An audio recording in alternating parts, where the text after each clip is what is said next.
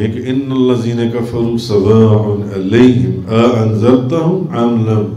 تنذرہم لا یؤمنون، بے شک وہ لوگ جو کفر میں راسخ ہو چکی ہیں ان کے حق میں برابر ہے، خواہ آپ ان کو ڈرائیں یا نہ ڈرائیں وہ ایمان نہیں لائیں گے۔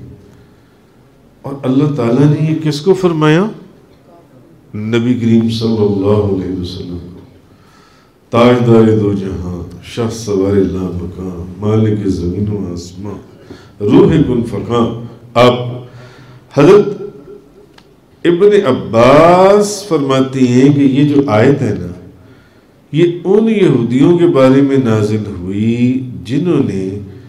نبی کریم صلی اللہ علیہ وسلم کے زمانے میں مدینہ منورہ میں ایک محلہ بنا لیا تھا، ان یہودیوں کے متعلق جنہوں نے حضور کے زمانے میں ایک خاص محلہ بنایا تھا مدینہ منورہ میں، اور وہ سارے یہودیوں کا جو گروپ تھا ایک وہاں رہتا تھا۔ ویسے تو مدینہ منورہ میں یہودیوں کی کثرت تھی، یہ کچھ خاص لوگ تھے جو وہاں رہتے تھے، اور یہ رسول کریم صلی اللہ علیہ وسلم کی نبوت کا نہ صرف انکار کرتے تھے بلکہ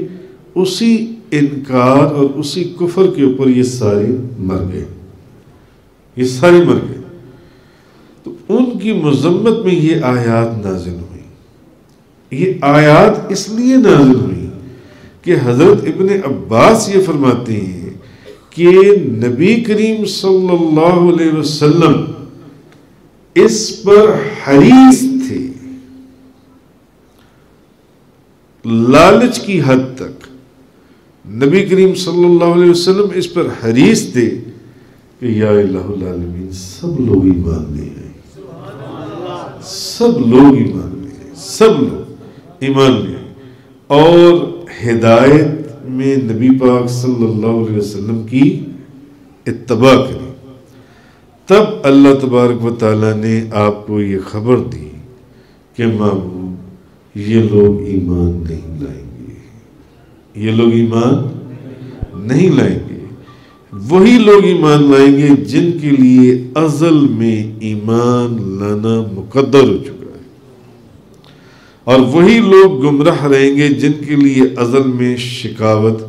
لکھی جا چکی ہے۔ اور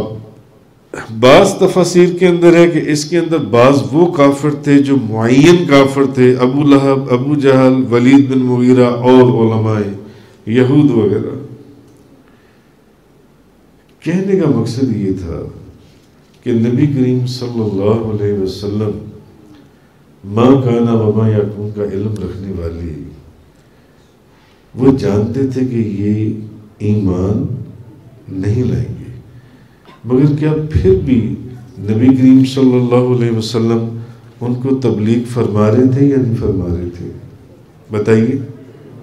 حالانکہ حضور جانتے تھے کہ یہ لوگ ایمان نہیں لائیں گے، نہیں لائیں گے یہ،